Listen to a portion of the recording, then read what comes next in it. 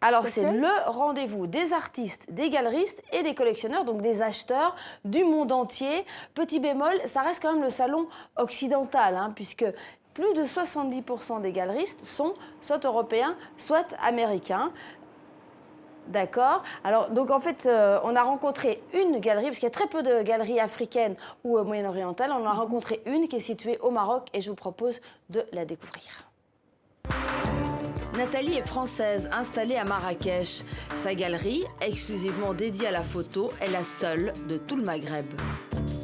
Il n'y a pas d'institution qui représente la photographie, il n'y a pas de laboratoire qui nous permette de développer les travaux réalisés par les photographes, il n'y a pas de journaux consacrés à la photographie, il n'y a pas de critique d'art réservée à la photographie, donc il n'y a pas d'encadreur spécialisé.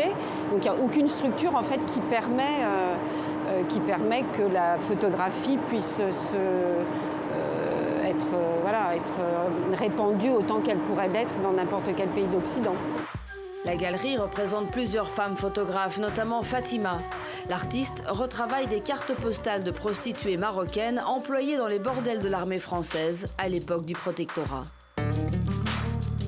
Ce sont des petites photos de vulves qui représentent, l'une mise bout à bout, l'une à côté de l'autre, représente et recrée encore une fois une trame. De voir à quoi on réduisait aussi ces femmes qui étaient juste un objet sexuel et de voir comment en fait cette espèce de vulve à elle seule devient un territoire politique, puisque c'est là où se joue aussi toute la domination de l'occupant qui était l'armée française. C'était l'autorité, c'était l'armée qui insufflait ce rapport de domination et avec le peuple. Ce collectionneur débarque à peine de Londres. Dès son arrivée, il a le coup de foudre pour le travail de Fatima. C'est la première fois qu'elle montre sa nouvelle série. Je pense que c'est une très belle œuvre d'art.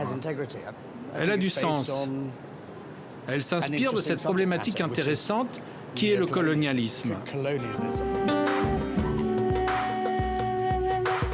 Très intéressant de voir la personne qui va s'approprier l'œuvre, quel lien elle tisse avec sa propre histoire, parce qu'une fois que moi ça sort de l'atelier, ça ne m'appartient plus du tout, et puis ça ne raconte plus mon histoire, ça raconte que ce que l'acheteur a envie d'y voir.